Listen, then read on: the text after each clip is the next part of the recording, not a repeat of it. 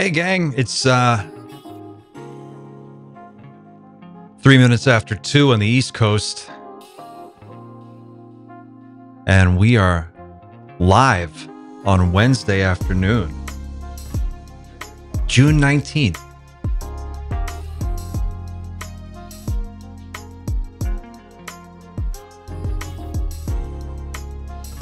Trying to do more of these live videos and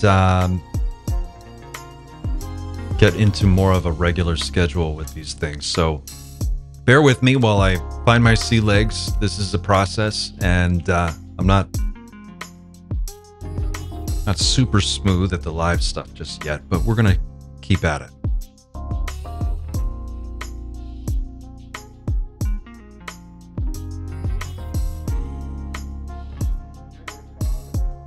I have some updates for you today on the channel, some really interesting updates, some good news, a couple announcements.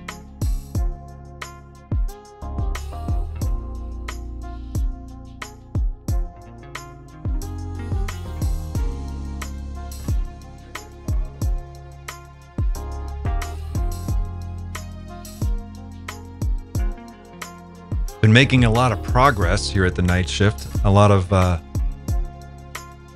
new subscribers have joined us recently. That's really exciting. And we're growing.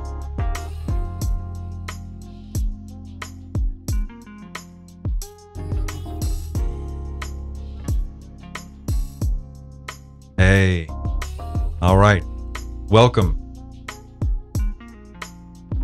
Got some viewers. Welcome, everyone. All right, I think we're going to go ahead.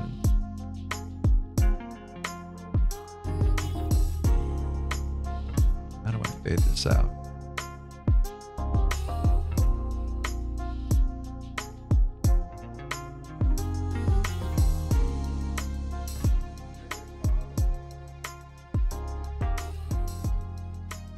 There we go.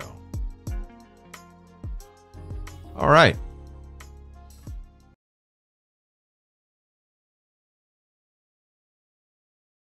There we are. Hey, welcome. Welcome back to the Night Shift. Wednesday afternoon, Night Shift live. Night Shift days. It's actually the day shift right now. I just thought Night Shift sounded cool, so I went with Night Shift. But I do a lot of work on it during the day. It's busy. It's a busy day today also. That's been really exciting. Takes a lot. If I had known just how much work it was going to take to put this channel together, I probably never would have started in the first place. And that's the honest truth. But because of my own ignorance, I dove in feet first, and I was just like, okay, let's do this thing. And before I was able to get my bearings, the channel had just started to grow organically, and it took off. And so I figured, well, I better stick with it. And here we are. Today's show is brought to you by Topo Chico Lime with mint extract, which I knew this was going to happen, but I brushed my teeth just before, and now I have that toothpaste, and we're going to mix that with lime and mint. So I'll keep you posted on that. Welcome, gang. Thank you for being here. Thanks for watching today. This is going to be a little bit different, as I mentioned, or I've been trying to mention in recent videos. We're undergoing sort of a metamorphosis here at the Night Shift, evolving into a more complex being with more responsibilities and more to do. And that requires me to kind of come up with some new ways to think about content and to approach content. And so I'm doing more live stuff, and I'm trying to stick to a regular schedule going forward. So it looks like what we're going to do going ahead, and at least for the rest of this summer, it's going to be Mondays are going to be members only Mondays. That is where I do a really small scale live broadcast just for members. If you want to be a part of that, that's where we can actually take some time to have conversations, talk about different ideas, exchange links, and just sort of get together. Wednesdays and Fridays are also going to be live, but those are going to be just open to all subscribers. So Mondays, Wednesdays, Fridays, 2 p.m. to 3 p.m. is the goal right now. We're going to see how that goes. And if that goes well, we'll continue to do that. And we might even bump it up a little bit. And I'm also still going to continue to do some of the longer form videos and interviews, but those, when I have them, will drop on a Saturday. So Monday, Wednesday, Friday, live stuff. Saturday, every time I have something ready for you, it'll drop, and that'll be a more long format, in-depth video. Speaking of in-depth videos, the last video that went up was the Dan Burish reaction video. And if you haven't already had a chance to watch that, you should go watch it. It is astonishing. And not just because I'm in it. It's because it's really, really fundamentally unbelievable. There is a guy named Dan Burish, or Dan Crane, is his actual name. And in this video, for those of you who have not seen it, he is talking about his involvement in Project Aquarius, where he was the head of a working group, a biologist at S4, who worked on a being, taking biological samples from this being. The being is known by the name J-Rod, or goes by the designation J-Rod. As I understand it, the being actually has a different name, but J-Rod is the designation that they use. And in this video, Dan talks about the experience that he's had working in Project Aquarius, what he knows about the project, its scale, its scope, some of the players involved, and how he interacts with that story. The level of detail, the level of information, the amount, just the sheer volume of details that are a part of this story.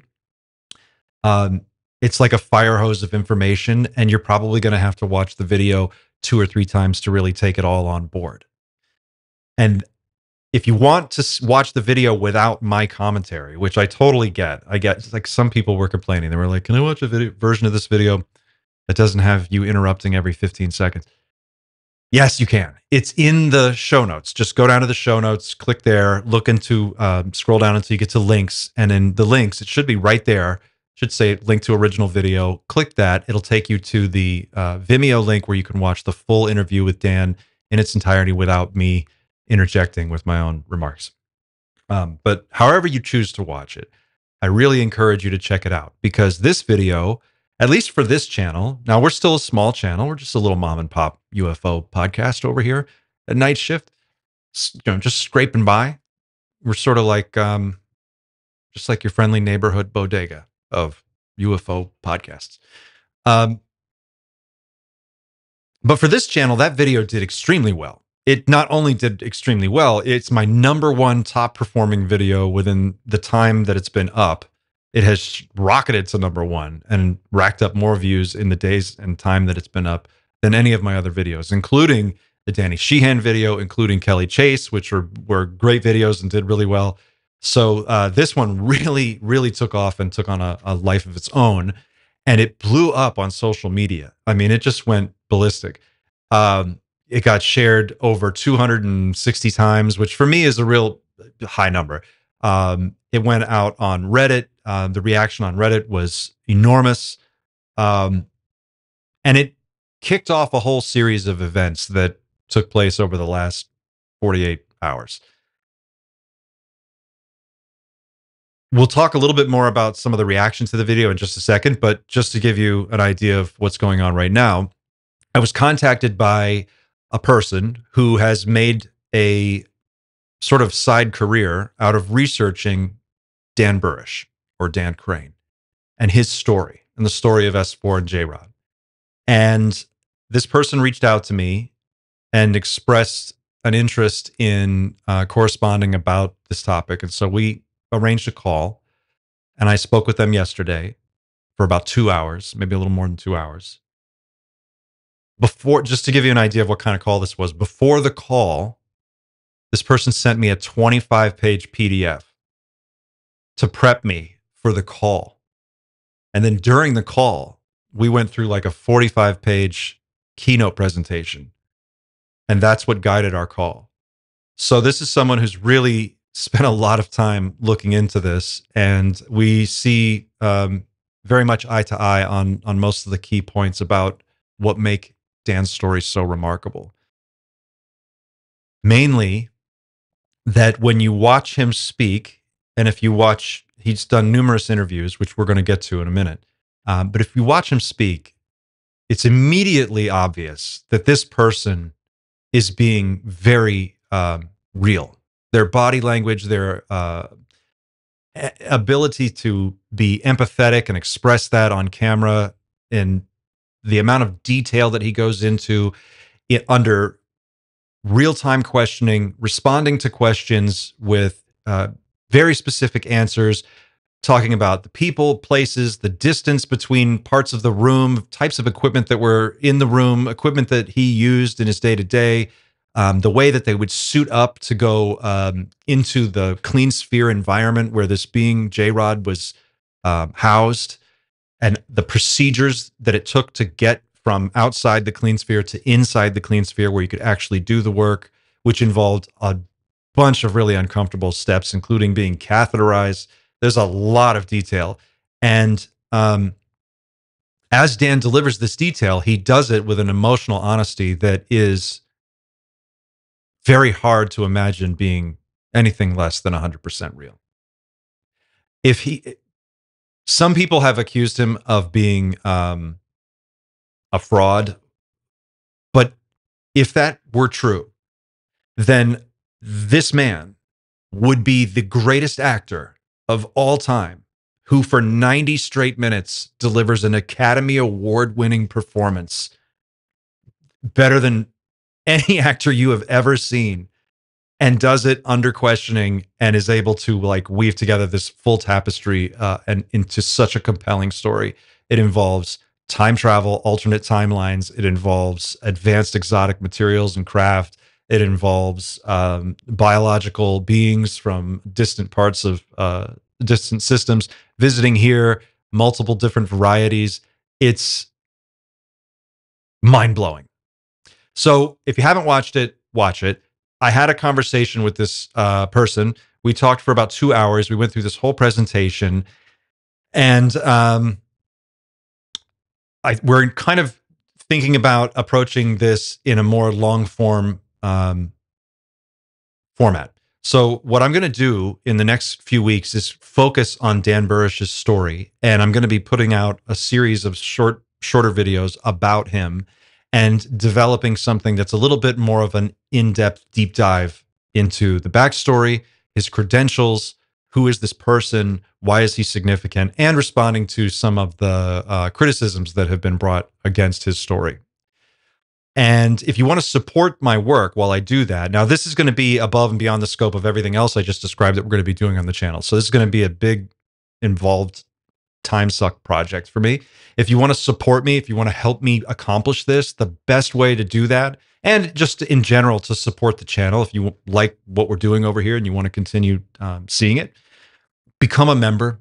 Just become a member at any level, but I only have 2 levels, so it's not that hard. Become a member, join Team Night Shift, kick in a few bucks every month. It helps pay for the cost of running the show, hosting the website, doing all the other things that are required to make it happen. And it shows me that you really like what we're doing here and you want to see more of it. And that's really, really meaningful.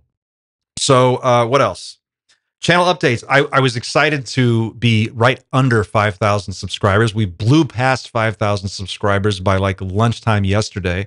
And we're sneaking up on 5,100. So yay us. Congratulations, Team Night Shift. We did it. We got past 5,000 subscribers. Still a small channel, just scrappy little Night Shift over here, but we're on our way on the road to 10,000 now. So I'm super excited about that. Thank you to everybody who became a subscriber in just the last few days. There have been hundreds and hundreds of you who have come on board. It's awesome to see that kind of support. It's awesome to see that kind of enthusiasm. Thank you to all the people who have left remarkable comments. after the Dan Burrish video and any of the other videos that you've commented on. I've been getting great feedback, a lot of really excellent feedback. Please keep that coming. Talk to me about what you think. Let me know what you want to see on the channel. Ask questions. Let's keep this community active. One of the things that we talked about in this conversation yesterday with the person I was referring to a moment ago was one of the reasons they wanted to reach out was because of the high level of discourse that's happening in our comment section. They were very impressed with the level of thought and that goes into the questions and just the back and forth between you. So it's exciting to see that. That's really what this is about. And please keep it coming. Which brings me to something I've been wanting to talk about to everybody. I've mentioned this to the members in a previous live broadcast, but I haven't really talked about it openly to the channel. It's just something that I wanted to kind of clarify a little bit. Which is the kind of the scope and direction and the tone and the tenor of this channel and what we're actually trying to do here. When I started Night Shift, it was less than a year ago. It hasn't really been that long. It's only been about 7 months, I think. I'd have to go back and look, but I think it's about 7 months that I really, at first, when I first started doing it, it was kind of I just cut together a couple little quick videos that I thought were fun and I threw them out there and they just blew up. So I thought, oh, wow, I better keep doing this. So as I continued on, it picked up steam, and we had some growing pains, and it was a little bit of a process to figure out what the voice of the channel was going to be and what it was I actually wanted to do with it. And it's really only been in the last month that I've crystallized that into something that I think I can really double down on or triple down on. And I watch a lot of other content on YouTube that's in this space, but I try not to watch too much of it because I don't want it to influence what we're trying to do over here. My goal is to kind of keep this pure and not try to riff off of what other people are doing. So to that end, it's helped for me to conceptualize this channel as an art project. It's an ongoing, living art project. It's 50% art project and 50% like personal diary. It's my Grail diary. If you're like me, if you're here, you are probably one of those people who looks around, and I'm sure you've done this many times, especially in the last few years, just looked around at kind of the state of affairs of the world right now and said, what the fuck is going on around here? It is crazy. We're at the knee of the curve of Kurzweil's singularity. The developments in artificial intelligence, robotics, the recent developments in the UFO, UAP disclosure space since 2017, the rapid collapse of the climate systems that underpin our entire civilization on this planet. All of these things, these tremendous wrenching forces that are civilization shifting level forces, are happening simultaneously. And at first, when I started this channel, my focus was like 99% on the UFO angle. But as I developed the channel and I started to create more content and interview other people and talk to others about this moment, it quickly became clear that this push for disclosure and this conversation around UFOs and UAPs and the phenomenon, or phenomena, depending on what you're referring to, is not happening in a vacuum. And that these things, these other forces, these other transformations that our society is going through are related. And they're all kind of tied together into one thing, one larger thing, which is the shift, I believe, from the paradigm that we're in right now into a new paradigm. What that actually looks like on the other side, we won't know until we get there. But it's clear that the way that we arrange our affairs on this planet at this particular moment in human history is unsustainable. And if it's unsustainable, it looks like it's going to run out of gas soon, and it's going to have to be replaced with something. So what do I mean by that? Well, in very simple, straightforward, practical sense, as I've paid more and more attention to the artificial intelligence space in just the last few years, I'm talking last 36 months, the developments happening there are happening so fast. They're so astonishing that it's conceivable that within a decade, we could achieve artificial general intelligence or artificial superintelligence. We could have a runaway intelligence explosion that could result very quickly, within a matter of days, of us losing total control over whatever this system is. And that, as that thought has started to enter the conversation on the internet, I notice more and more and more overlap between that conversation and what's happening in the disclosure space right now. So, in the AI space, we're seeing people at the absolute top level of Google, including Eric Schmidt. We're seeing people like Sam Altman. We're seeing people at OpenAI. We're seeing Elon Musk. We're seeing Connor Leahy. We're seeing a number of people, very, very highly credentialed, well-positioned, well-respected people at the very top of this field, all kind of saying the same thing, or at least what they're saying rhymes. And what they're basically saying is, we're looking at having to fundamentally, Sam Altman just said this the other day, we are going to have to rethink the social contract, not 100 years from now, not 50 years from now, not 25 years from now, maybe not even 10 years from now. But this is like a short term, in the near future, 5 to 8 years time horizon. We may have to really start thinking about how we renegotiate the social contract, not just in the United States, but around the world.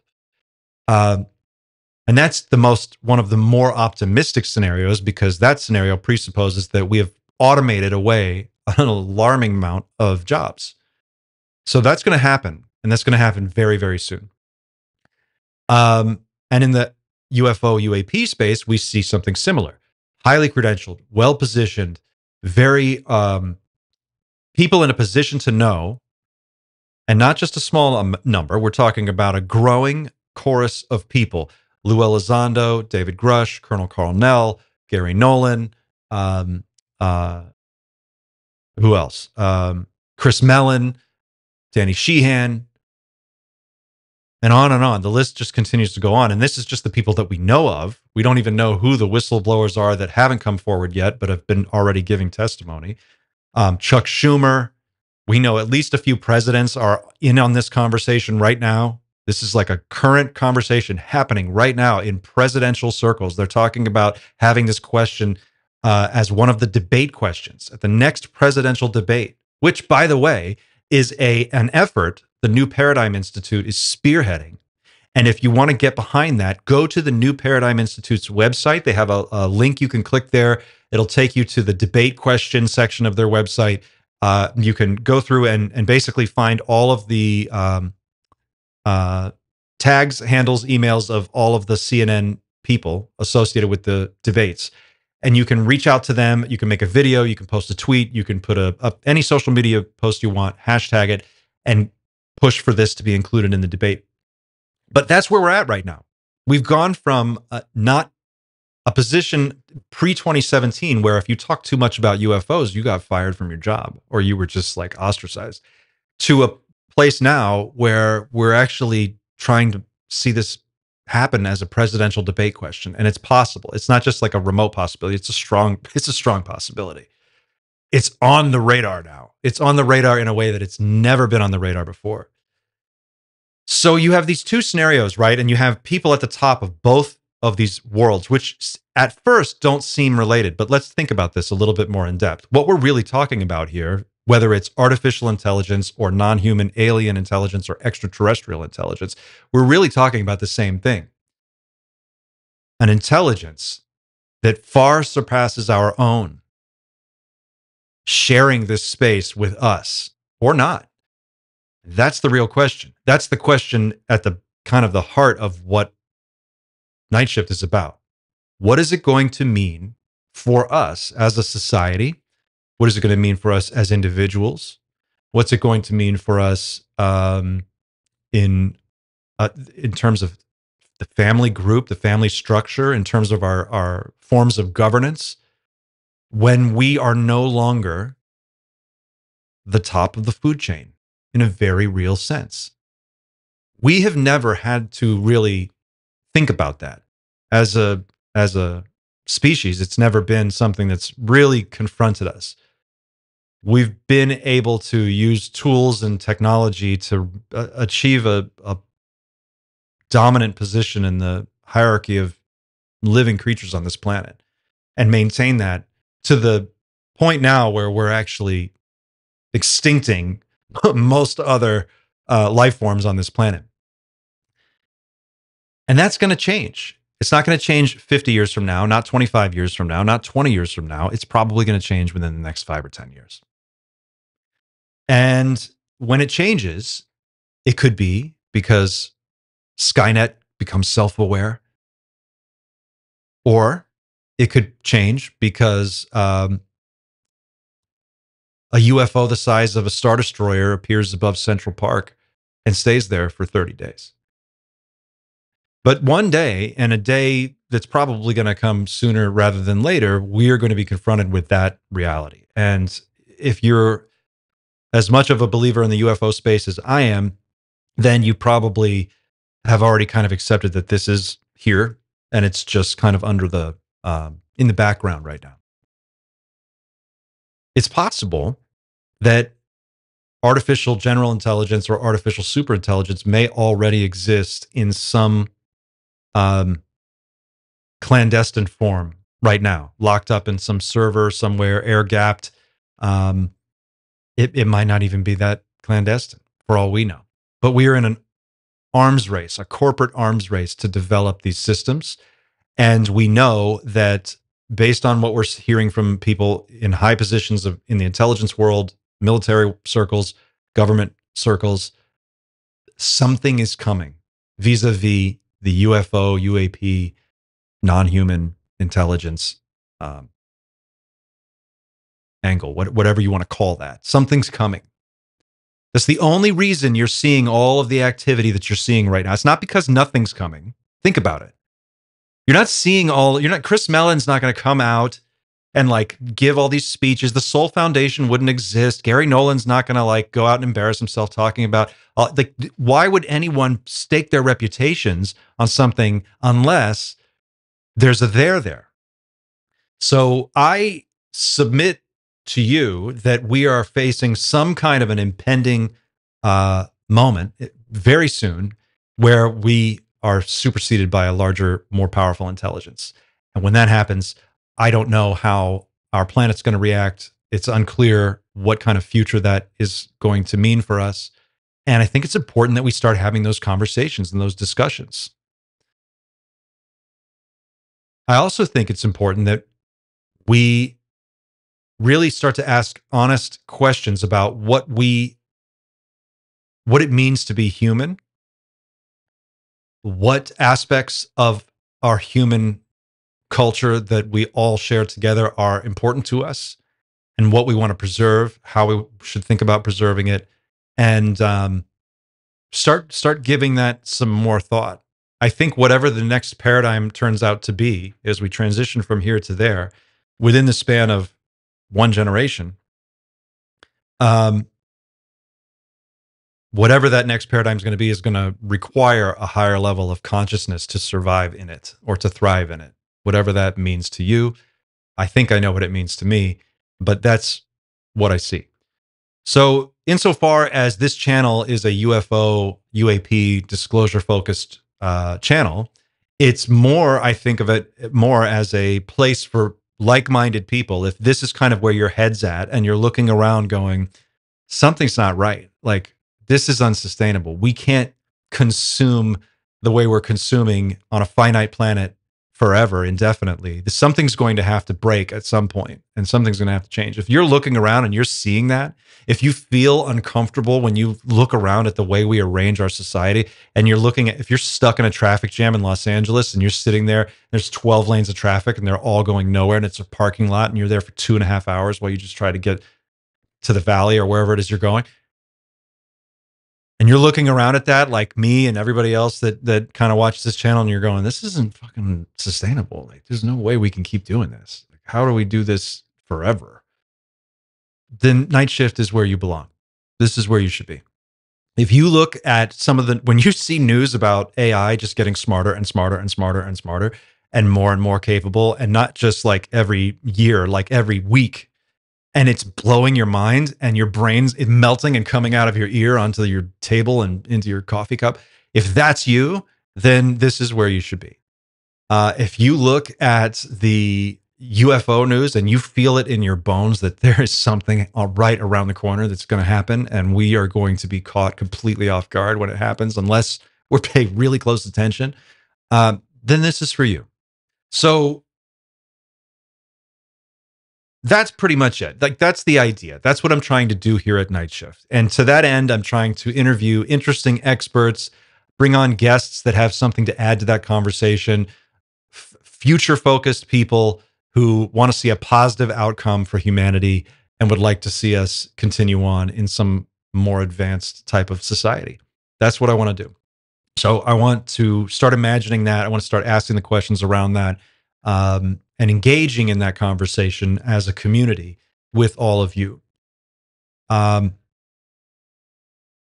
So yeah, that's it. If you have questions about any of that, I'd be happy to talk in more detail about it. But I think that's about all the rambling I can do on it today. Let's see if what's going on in the chat. Let me take a quick sidebar here. All right, who do we have?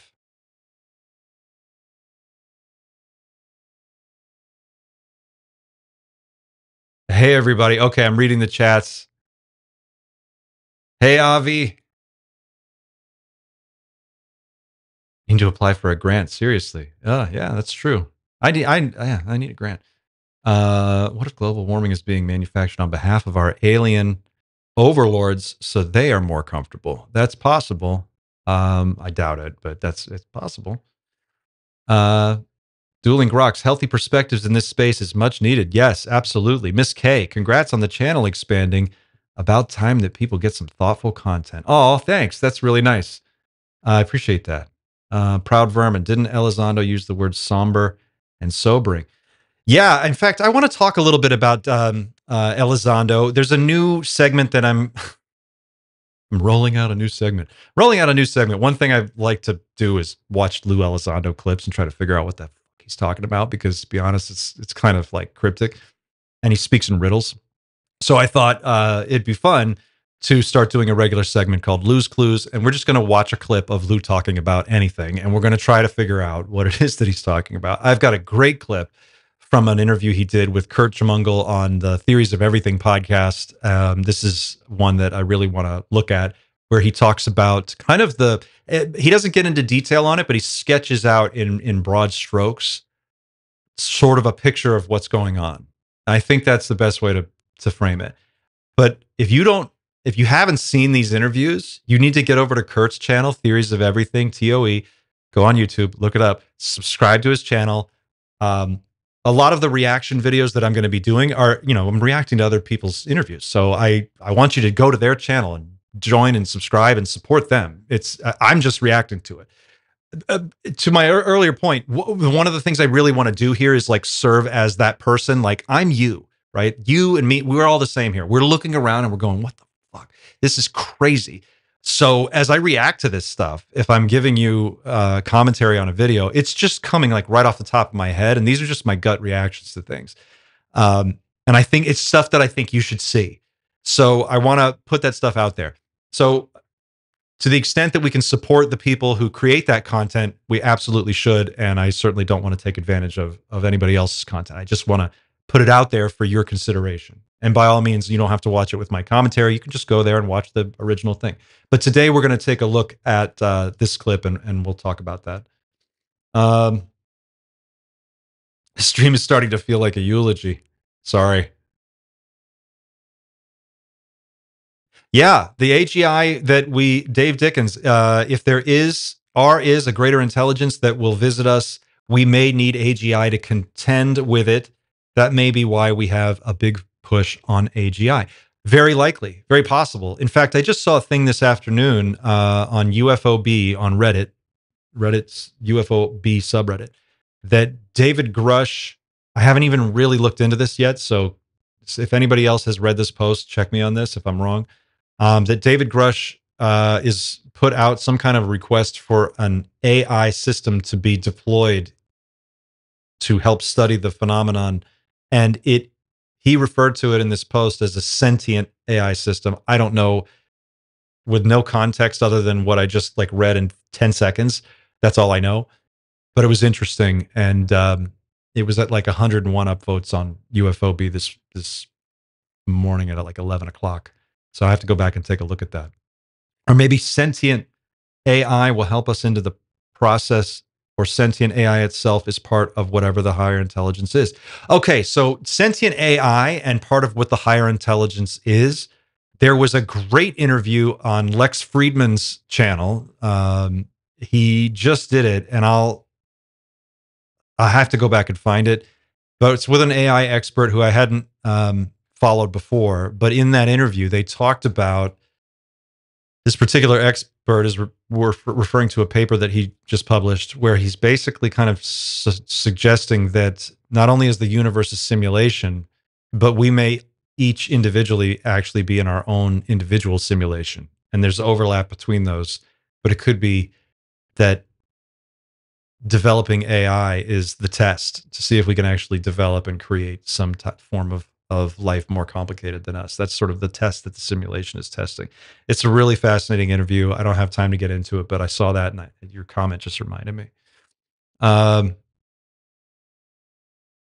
Foxon, what's up, Night Shift Nerd Rant? My theory is Half-Life 3, the video game, hasn't come out because Half-Life 1 was a documentary and Half-Life 2 is currently happening. That's a great point. Lou is cryptic. That is for sure.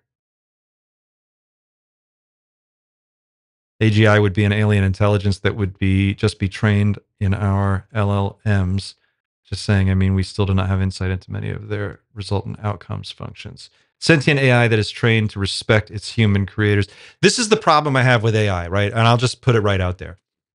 Now, again, disclaimer for everything that happens on this channel. I'm not an expert in any of these things. There's no such thing as a UFO expert, for one. So like that just doesn't exist. There's no place you get your UFO degree and you just like be an expert. And I'm certainly not an AI expert or a computer engineering expert. So I when I speak to these things, what I'm doing is I'm trying to react to them as a regular person, as a citizen of Earth who's taking the longer view and sort of the big 30,000 foot perspective on some of this technology. And I'm trying to ask questions about the trajectory. And not necessarily nitpick on the engineering decisions that have to be made to achieve it. But I'm going by what the experts are saying. So I'm looking at Sam Altman, I'm looking at Elon, I'm looking at Connor Leahy and others. And I think Connor's assessment is that what's going to happen is that the systems that we have are going to become more and more capable, which we can see. That's already happening. They're going to take over more and more of the day-to-day routine tasks that we currently do, because that's common sense, logical. Our capitalist system is oriented towards that outcome anyway. It's efficiency increases profits. We are going to deploy AI in ways that streamline our processes across everything. It's going to supercharge capitalism until capitalism implodes on itself and people don't have incomes anymore. And that's what's going to necessitate the renegotiation of the social contract. That's why everyone's suddenly talking about universal basic income. It's because it's not because it's not going to happen, and it's not because it's a cool idea that they don't think is going to happen. It's because it's going to happen. They're like, it's going to have to be dealt with. So as this process goes on, there's going to come a day where like 51% of everything that's being done is being done by AI. And then that is just going to keep going up. And then the next year it might be 60%. And 18 months later, it might be 65%. And within a few years, it's probably going to be close to 80, 90%. And there's going to be a transition point in there where we cross the Rubicon in a manner of speaking, and there's no way to claw back control. If you were to turn it all off, we would just die. Or we wouldn't be able to manufacture medicines. We wouldn't be able to communicate. We wouldn't be able to run our global infrastructure. Our whole connected system would fail.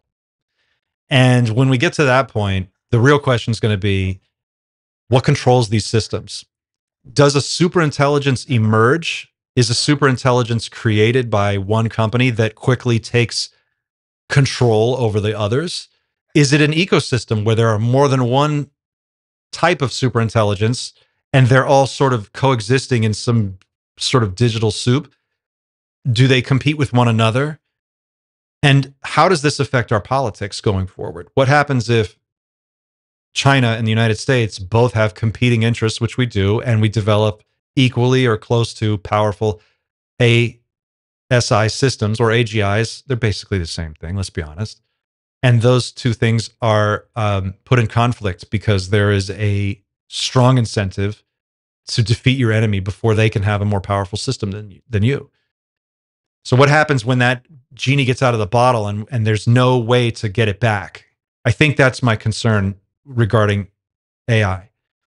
And the question that I have, sort of central question, is we're in this like weird tinderbox moment of biosphere collapse. This is not even a question anymore. You don't even have to you can look out your window almost any day of the year, any part of the country, and see, like where I'm at right now, the temperature is 6 degrees hotter than the average. This is the hottest year ever recorded in human history. We can see wildfires burning out of control all over the world every year now. That's not even a question. Last year, there was fires in Canada. The sky in New York City turned red for 3 days. Like, it's Old Testament weather. And it's not like kind of happening. It's happening. More powerful storms, more frequent storms. We're seeing this chaos unfold. And the reason's obvious. Like, we all know what the reason is. Like, you just look around. The next time you're stuck in a traffic jam on that 12-lane superhighway in Los Angeles and you look around, you realize that every single car you can see, as far as the eye can see in every direction, has got like 40 to 75 gallons of gasoline in it. And if you were to take all that gasoline and dump it on the ground and light it on fire, the whole fucking world would be on fire. It'd be crazy. But yet, like, when we see it in context of traffic and cars and everything else, if you were to fly a drone or fly over a factory farm and just for miles, just see how many animals are farmed in that way, it would quickly become clear to you how unsustainable all this stuff is. There's going to come a point in that system breakdown where we can't grow grains at scale, staple crops, to feed 8 billion people reliably. What happens when we reach that point and then those systems fail? You know, the CIA has an index that tracks the price of wheat around the globe because they can index that to outbreaks of violence and political instability in various regions. They can peg that when a country will go into open revolt to the price of wheat. So it's no wonder that even in not even classified, even in various circles of military and government decision making, they're looking at the collapse of global civilization as a very real possibility brought on by climate catastrophe. So many simultaneous emergencies happening around the world at any one time that we're not able to mount a global coordinated effort to deal with them.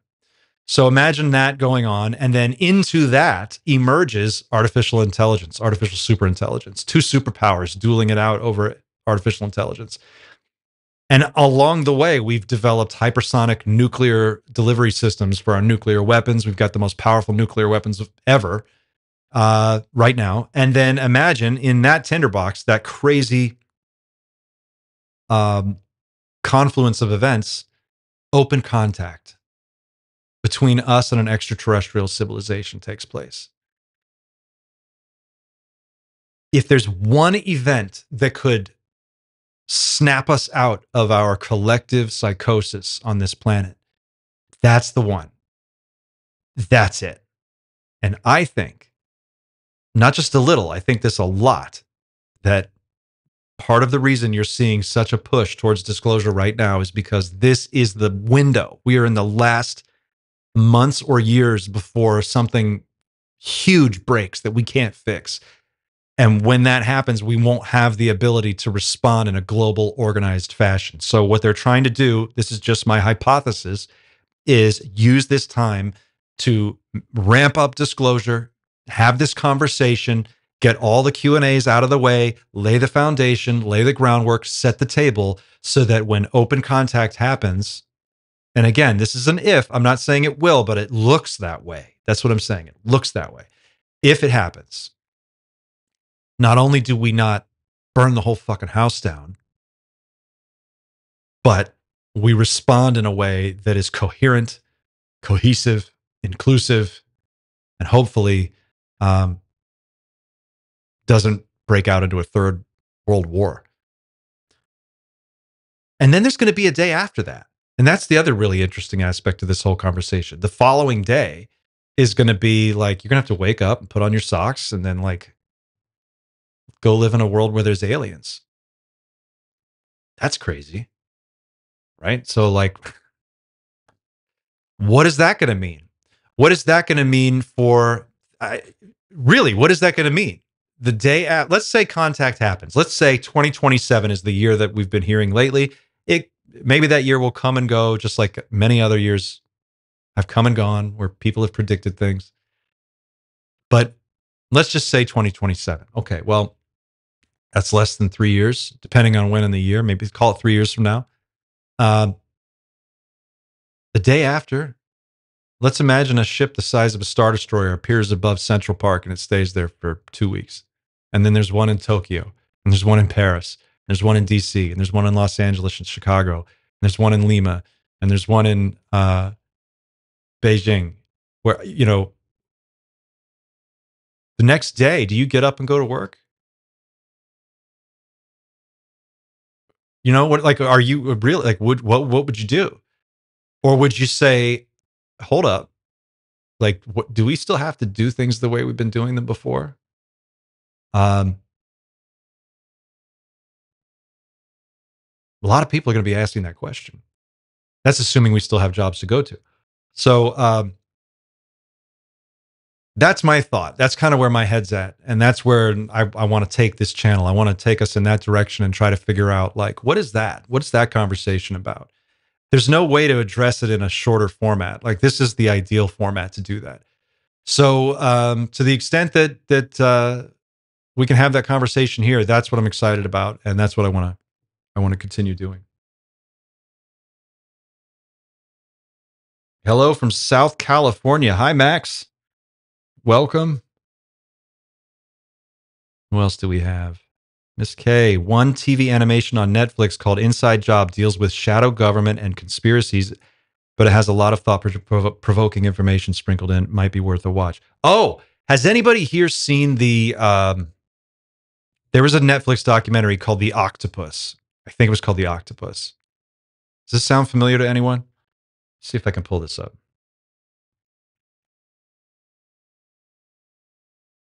American Conspiracy, The Octopus Murders. Okay, I'm going to link to this.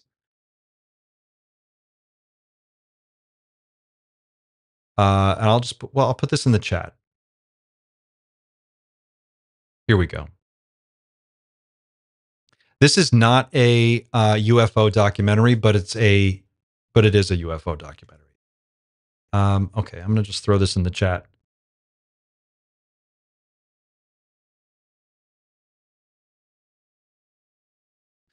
This documentary is about a investigative reporter who's looking into a conspiracy that bleeds into another conspiracy that bleeds into another conspiracy that becomes known as the Octopus, because this series of murders that takes place is connected to something that is so much larger and out of control. It involves aspects of the intelligence apparatus in this country, the CIA, computer companies, the federal government, the president, the military, and it just keeps going deeper. And it goes so deep that you're going to get halfway through this thing and you're just going to be shell-shocked by how complex this conspiracy goes. And I think it ties in nicely to the UFO discussion, because it touches on how complex, interwoven, multiple different covert programs can influence one another in unexpected ways. And I think that's exactly what's happening right now in the disclosure space. I think we're seeing that process breaking down, and I think we're seeing a faction of the program, the cover up, MJ12, whatever you want to call it, whoever's in charge. I think there's a fracture in that group, and you're seeing one splinter group come forward, and they're trying to push disclosure and make it happen. And it feels more and more like they're trying to do it in a short time frame. And then there's the legacy group who's trying to maintain that control. And this documentary does a really great job of looking at what that looks like.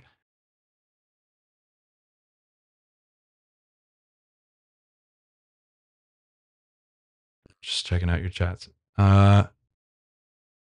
Building biologicals to ease Earthlings into first encounter. Are those biological organic matters? What Grush talks about. The pilots are actually built by sentient AIs out there. I don't know. I mean, I've heard a bunch of different things. I've heard that the the most recent information was that Gary Nolan was saying that these are some sort of they're biological beings, but they appear to be more like an android or some kind of a robot, some type of a um, like they're not like you and me. That's my understanding. They could be used as like an avatar for some other being in a different location to sort of like broadcast into one of these bodies and then be able to like operate. Or it could be something more complicated than that. They could be some form of worker drone. David Jacobs talks about that in his books, Walking Among Us, The Threat, and what's the other one? I can't. It escapes me right now. But he says that there's a pecking order that he's been able to identify where the small grays seem to be the worker bees. When he talks about abductions, he says if someone gets sick and throws up on the floor of a spacecraft, it's the worker bees that go clean it up. They do that. There's a pecking order, and then at the higher end, there's tall grays. They're in charge, and then there appears to be at the top of that hierarchy some form of mantis or insect-like being, and that seems to be at least at the very higher end of what he's been able to ascertain in terms of a power structure. What's interesting about the Dan Burrish video that I referred to in the beginning of this was that Dan talks about some details about this particular being, J-Rod, and what's unique about them. And he refers to a sort of split that happens with this group where imagine humans, right? Imagine us, a group of humans goes out and colonizes Mars, right? Elon puts 10,000 people on Mars. Immediately, as soon as those people land and start having babies, like the first child born on Mars is going to be an extraterrestrial. It won't be from Earth. It's going to be from somewhere else. And those humans on that planet their evolution will fork in a different direction. And their biology will either adapt to the environment they're in or it will be adapted through genetic engineering of some kind to make it possible for people to live more comfortably in that environment. And then let's say that group breaks off and somebody colonizes another part of space, the asteroid belt or somewhere else. Each time that happens, the show The Expanse and the book series explores this in a great way. And they just talk about how people born on Mars can't just come to Earth. You can't just like come here. There's a process where you have to like work out and you have to like, get strong enough because the gravity on Earth would make you, would just break you. You couldn't handle it. So you have to like build your body up just to come here, and that it's tricky. So J-Rod is part of a group like that basically splits into two groups, and one group goes off and colonizes one region, and another group goes off and does their thing, and they develop separate cultures, and they develop separate societies. They look different. Their genetics change. And if you were to see these two beings standing next to each other, they look totally different. They look like nothing alike, but they are branched from the same genetic heritage. And that's sort of the crux of his involvement in Project Aquarius as a biologist. And so that's possible. It's a weird one. It's a tough nut to crack. I don't know what I really believe at this point. I think I'm still open to a lot.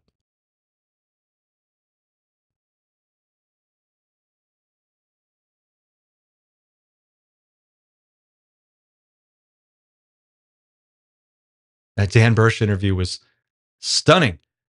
Yeah, that Dan Bursch interview was amazing, and I hope to have by Saturday. If I don't do it now, I think I should be able to do this by Saturday. I've got another follow up to that where we actually have a CAD drawings and illustrations that were done to the story that he tells, so that we can see what he's talking about. And they're actually illustrations done by Mark McCandlish, the aerospace illustrator who worked with some people to sort of create the schematics for a few alien reproduction vehicles. Stephen Greer has an interview with him on his YouTube channel. There's some really great visuals that go along with this presentation, and I'm gonna do a deeper dive on that this weekend. So we'll get to see. We'll revisit Dan Bursch's story, but we'll have some visuals to go with it.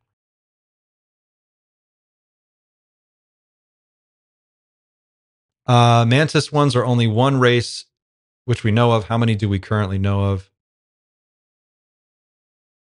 I don't know if anyone really knows the actual number. I've heard all kinds of different numbers. Like John Lear said there were like 12. Linda Moulton Howe says it's something like 50 or 100. You know, there are so many different versions of this story with how many different species there are that it's really hard to say for sure what the actual number is. If we do have disclosure, how will life be different from that point on? Your thoughts? I think disclosure is going to cause us to have to really stop and assess what it is that we're doing here. It's going to make us immediately have to accept that there's an alternative way to run a civilization. There's an alternative way to run a planet.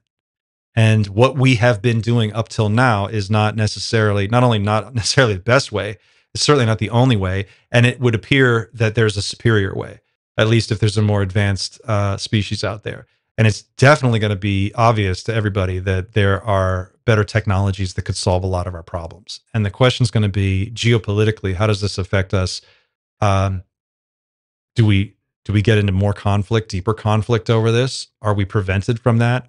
Does someone show up and take control of the situation, or do they? How does Russia deal with this? How does China deal with this? And how does the United States deal with this all in the same event? What is that going to like? That's the real question, the X factor. And I just don't know. I have no idea.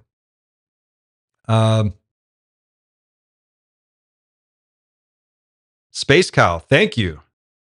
Some inspiration to keep your energy up. Good work, sir. Thank you, Space Cow. That was great. I appreciate that. Miss K, last time Arab Spring happened, wheat prices skyrocketed and extreme hunger caused extreme discontent. But what if some of the price changes were influenced by those in power, Five Eyes or US? It's possible. I mean, commodities prices are manipulated all the time. It's certainly been done before. It happens with gold all the time. It happens every day. And it certainly could happen with any other commodity. So I don't see, or any other resource. But it's just about production and consumption, right? I mean, people have to eat. They have to eat 3 meals a day. There's a saying, every society is 3 meals away from revolution. You deprive the most orderly, organized, advanced society food for 3 meals. And by the end of that first day, people are going to start looking at each other and saying, what are we going to do here? The question is, like, when disclosure happens or when contact happens, does that shock us into such a state that, like COVID, it shuts things down for a couple of weeks? I think it's going to be bigger than that. I think it's going to be more impactful than that. And there's going to be a major freak out. Not because we can't handle it. I think we can handle it. That's the thing. I think we can handle it. I just think that the way that we handle it requires us to start having these conversations like right now. You just have to start thinking about it. You have to put it on your radar. We have to normalize the conversation. How do you normalize the conversation? You start talking about it to people everywhere. You don't want to be like a flat earther about it. You want to just be going around telling everybody about aliens all the time. But you find a way to bring it up. You bring it into conversation. You engage people. You ask questions. You get their opinion. You let them talk for a little while. And you get it in their headspace. You sort of just keep the subject alive. Because here's what it means, right? Like if this is real, which we believe it is, right? We all kind of agree. This has got to be real. Some of it's real. So pick whatever amount you want to be real. 10%, 20%, 5%. Which 5% would it have to be for you? Time travel? Free energy? Anti-gravity? Aliens? Does it matter if it's one alien or 10 different types of aliens? Would it even make a difference? I submit to you that it doesn't make a difference. And when that happens, when this comes out and it starts to become widely accepted that there's free energy and there's anti-gravity technology and there's all of this other like super advanced technology that's at our fingertips, what happens when you take free energy, okay, and plug that in to super artificial intelligence? And you take that and you now imagine the head of NVIDIA, what's his name, just said in a presentation just the other day that within 2 to 3 years, robots, the humanoid robot, the humanoid form of robot, like Optimus, is going to be the number one hot consumer product, which sounds very similar to something that they said in RoboCop. But you're going to want one. Let's say that it costs $40,000. It's out of touch for a lot of people, but $40,000 is a nicer car. Could you buy? What if you could buy a robot for $40,000 that could do the dishes, do the laundry, that could pick up around the house, that could mow your lawn? What if you could buy one that got better every year? Every 18 months, it gets an upgrade and it's just way better. Not just a little bit, but a lot. What if you had an AI that you could say, multiple AI agents that you could say, have run your stock portfolio? You could get, what if they're saying now the new Turing test to test for artificial general intelligence is going to be, can you give a robot like $1,000 and have them 10x that investment without any input from you? An AI. What happens when that's widely available and we can all do that? And what happens when you can have a robot that can build a house? Or you could have a swarm of robots? Or what if you could rent a swarm of robots? And you could go and have a truck show up and 13, 25, 50 robots get out of it. And they all just go to work and they start building a house. For basically the cost of energy and materials, you could have an entirely new home. You could end homelessness. What happens when those things are plugged into a free energy grid? We're going to go like that from whatever this is, with a Starbucks on every corner and freaking Walmart and TJ Maxx and all this crap. We're going to go from that to Star Trek world. And we're going to do it in like the span of a year, maybe 5 years. I mean, it all depends on how long it takes to deploy this stuff. But once it goes, it's going to go. It's going to take off. It's like Neuralink. Right now, it's really cool, but I wouldn't want a Neuralink installed in my brain. But I'll tell you what, 10 years from now, they get it dialed in. The very first time, here's the killer app for Neuralink. Brain-computer interfaces. The killer app is downloadable skills. That's it.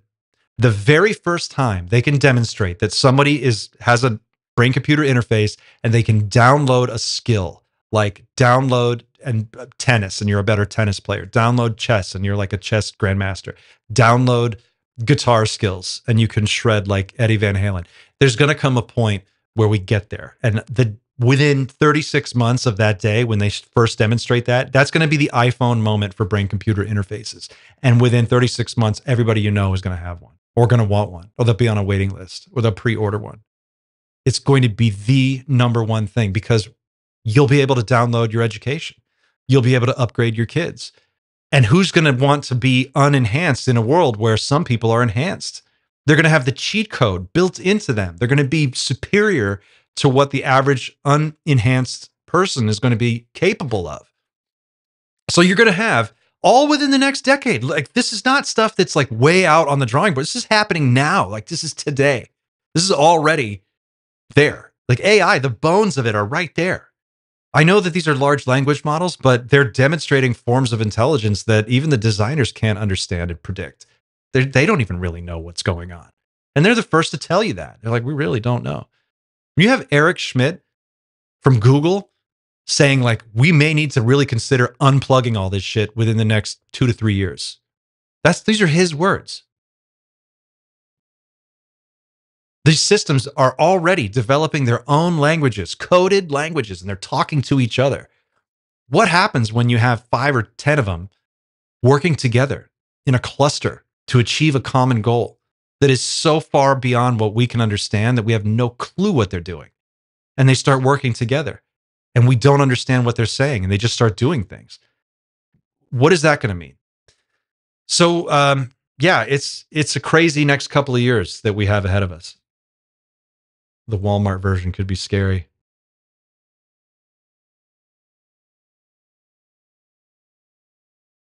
All right. So look, we're at 3:00. We're actually 10 after 3. I didn't know if we were going to get into such a deep discussion, but I want to do a quick clip, and we're going to look at this not Ross Coulthart. We're going to look at this Kurt Jemingel clip from Theories of Everything, Lou Elizondo, and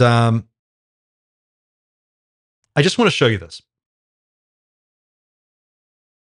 All right. So give me a second. I'm going to just reorganize my setup here. So this is Kurt hosts a podcast called Theories of Everything. This is a interview from an episode of that podcast from like 2 years ago. I'll have to find the actual original video, but I don't have it right here. But the original link. But in this interview, Lou Elizondo and Sean Cahill are responding to some viewer questions. And Lou is about to respond to a question. And I want you to listen to the answer that he gives, because in this answer, I believe he's sketching out kind of the situation that we're dealing with. And I think it ties directly back to his somber comment. So let me see if I can get this to go. Primary reason? Look, Kurt, I'm for lack of transparency. Yeah, I'm a little more practical and probably a little bit more. What is the primary reason for lack of transparency vis-a-vis the UAP UFO cover-up? Less optimistic for our species on this particular question. What if there was knowledge, Kurt, that was so volatile, so earth-shattering, that the mere knowledge of that getting out could predicate an action that could potentially threaten the entire species? Now, what do I mean by that? For just a moment, take off the scientific hat, take off your humanitarian hat, take off your philanthropic hat, and put on a hat of national security. We just talked about the fact that there's no indication that these things have been here to help us. Okay, so there's really only 3 possibilities: they're benign, or if you will, benevolent, or 2, they are malevolent, they're here to hurt us, or 3, they're just here to observe us, and they're capable of doing both good and bad like us. Well, if you were to put on your national security hat for a second, let's say you're a general from the 1950s or 60s, and your job is to protect America and all things good and great, and the height of the Cold War, and you've got the Soviet bear across there, and things are pretty tough, right? And nuclear proliferation is a real thing. Now you have information that there is something here that can outperform anything you have. And really, anything you have is rather ineffective from a national security perspective. And there's a thing out there, and it doesn't show that it's being benevolent. So it's only one of 2 other options: either malevolent or it's like us. And we see this very careful ISR surveillance of our nuclear equities. It's interested in nuclear equities. Well, some may look at that as what we call preparation for the battlefield. Okay. And let's just say hypothetically, there's a 10% chance, US has a 10% chance that these things are bad, or one day they're going to come here in force, and they're looking at us, right? Remember, you're putting on your national security hat. So forget about everything else for a moment. Your job is to be paranoid. And there's a small remote chance that these things are not good. And maybe there is a plan for these things at some point to come in force in 50 years from now. And if the mere fact you have this conversation with the American people, what's going to happen? Well, the American people are going to start getting prepared. Well, I can tell you in real life combat situations, when we send in long range surveillance LRS teams, behind enemy lines, the moment the enemy finds out that we know that they know we're there, the surprise element of surprise is over. And so ultimately, hypothetically, imagine a scenario where maybe we had 50 years to prepare for something, but now that the cat's out of the bag, that existential action will happen tomorrow. And by the way, we're not ready for it. We're not prepared for it. We don't have a countermeasure. We don't have a capability to counter this. And so from a very real perspective, a national security perspective, the mere fact that you are acknowledging the existence of something may predicate an action or an act that you're not prepared to have right now. And so I encourage you and your listeners to just for a moment, I'm not asking you to be a national security person, but I'm asking you to suspend your personal beliefs right now for just a moment and put yourself in somebody else's shoes who does feel that way, right? Now, what do? If the mere fact of talking about this could potentially cause a reaction that you're not ready for as a country, as a civilization, right? Maybe that's the reason why you decide to only brief certain presidents who have a background in intelligence. Maybe they were former directors of CIA, but the other presidents who are career politicians will be, they're here today, gone in 4 years. Maybe you can't even risk telling them. And so maybe the reason why this has been kept secret so long is actually, in a weird sense, some sort of sense of patriotism by people. And maybe that's how they justify it. And I'll leave that at that as a counterpoint of forcing people to think maybe a little bit non-traditionally. I think if that happened to ever be the case, that's a good explanation. No, I still think that we have to be honest with the American people. It's like I've said this before, it's like going to the doctor. Just because I have cancer, it's bad news. Don't keep that from me. I want to know, because maybe there's a chance I can do something about it, right? And so, but do I understand that mentality? Sure, nobody wants to give anybody bad news. Now, am I saying that's the case? No, I'm not. It's just you asked me one of the reasons. Are you? Are you not? That's kind of like, I don't know. What do you guys think? Let's go on. Let's let him play this out a little bit more, but we'll unpack this in just a second. Why people would want to keep this secret? Well, that's a really damn good reason why people may want to keep this secret, because the mere fact of not keeping it secret could cause a reaction that you're not ready for yet. There's nothing you can do. You don't have a countermeasure. So again, from a national security perspective, that makes sense. Again, I don't agree with it, but that's understandable. Okay, so there's a lot to unpack there. One is the type of symbolic references that he's using. I don't think those are by accident. He didn't say like you go to the doctor and you find out you have irritable bowel syndrome. He said you go to the doctor, you find out you have cancer. Okay, like that's a pretty dire situation. He talks about 50 years. What if they come here in force? What if? I'm not saying that's what's happening, but what if? Okay, Lou. Knowledge of this getting out could cause a reaction that you're not ready for. That could mean a couple of different things, right? It could mean that from the perspective of how this, like the NHI is already here, right? We know that. We see sightings all the time. They're happening all over the world. Spheres are sighted all over the world, sighted in military zones, sighted around nuclear installations, nuclear equities.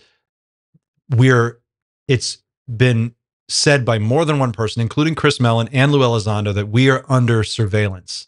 And this is not like a question, or it's not like a hypothesis, that they've been able to basically ascertain that whatever activity we're seeing, we are being surveilled. And they're very interested in our military assets, in particular, our nuclear weapons. Now, what does that actually mean? It could mean that they're trying to keep us from blowing ourselves up, and they're trying to keep us from destroying the planet. Lately, in the last few weeks, it started to come into the conversation more and more that there may be a shadow biosphere existing right alongside our biosphere that contains intelligent life that we have overlooked and we didn't know how to look for it, so we've never really seen it. That's possible. We could be sharing this planet with another intelligence that is superior to us, but maybe smaller in number. And if we were to get into a nuclear holocaust situation, it's not that they care so much about what happens to us, it's the fact that we're roommates and they don't want us to burn the house down. So they're basically keeping track of all the things that are like they're trying to keep an eye on all the matches and make sure that we don't burn the house down. That's possible. It could mean that if knowledge of this were to get out, let's say that it got out that the United States had recovered craft and it was successful in reverse engineering some technology. Does that mean that in the 50s it would have been the Soviet Union, but today it could be Russia or China or North Korea or whatever, is incentivized to launch a nuclear strike on the United States?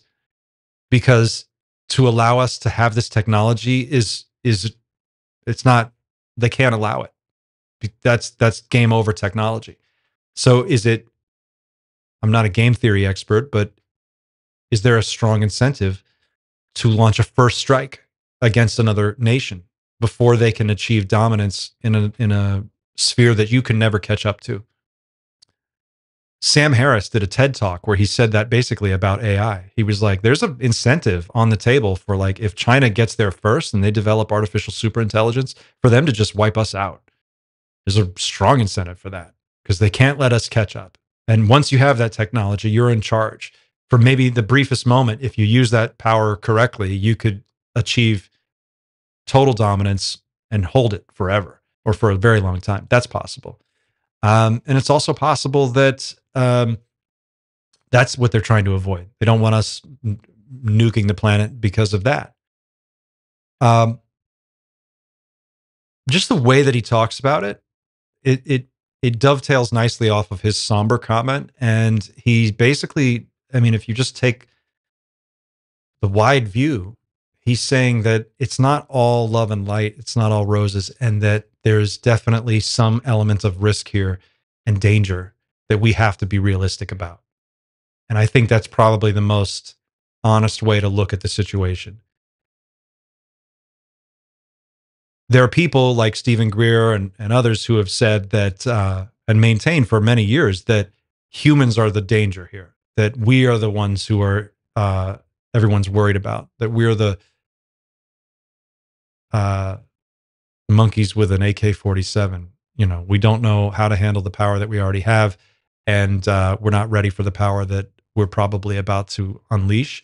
And they're trying to keep us from misusing that. There's that is a case to be made.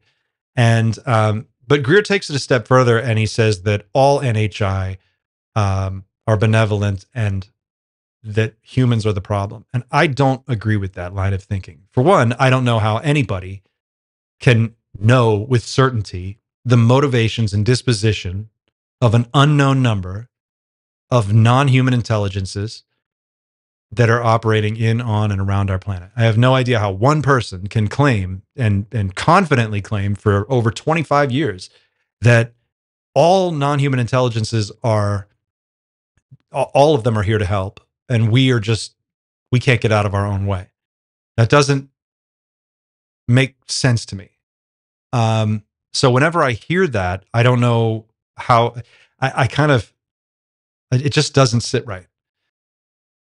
I think a more reasoned approach is to assume that just like here on Earth, life forms that evolve elsewhere are going to be the dominant apex predators on the planet that they develop on or wherever they develop. And that when we encounter them, we should be cautious. And we should assume not that they are here with our best interest at heart, but we should assume that they have their own agenda, which may not necessarily be to harm us, but it probably is not the same as our agenda. It's like AI. It's the alignment problem, right? Like we can't even align our economic system with the biosphere of this planet. And if you think about what AI is, it's basically like corporations are just a form of AI. It's a biological AI. a bunch of people working together in a group to achieve a goal that individually they couldn't achieve, and they're organized in a hierarchical structure. A corporation is kind of like a really clunky AI, and we can't get our economy and our corporate structures in alignment with the biosphere of this planet. There's an alignment problem, and it's not clear to me that non-human intelligence is just going to align with our goals because. So anyway, I thought that was a really cool clip. I thought it was interesting. I'd be interested to hear your thoughts as well. Let me know what you think. I have to wrap it up there. We're almost at 3:30. This has gone about 25 minutes longer than I expected it to. But thank you for watching, everyone. Thanks for being here today. I'm going to continue to do these. We're going to do Monday, members only Mondays, 2 p.m., members only conversation, a little bit more involved. Wednesdays and Fridays, also live, 2 p.m. to 3 p.m., maybe 3:30, depending on how long we go. And we're going to keep doing that for a couple of weeks and see how that goes. I hope to have another long form piece ready for you by Saturday. Keep an eye out for that. And last little updates. I meant to do this in the beginning of the show, but I kind of held off because I've been telling everybody that when we get to 5,000 subs, it was going to be like a big reveal. So I've got a reveal, but it's not ready yet. That's the thing. It happened faster than I was ready for. So I still need a couple more days to get this right. But there's a Night Shift website, and you can go there. It's a soft open. It's teamnightshift.com. Go to www.teamnightshift.com. Check it out. My hope is that by the weekend, I don't want to pin myself to a particular day or time, but hopefully maybe by next Monday at the outside, I'm going to have the launch of the official, real Night Shift store, which is going to be packed with cool Night Shift merch that has just been redesigned completely. We've got a new logo. We've got a new look. We've got all kinds of new stuff. And that's going to be rolling out over the next week or two.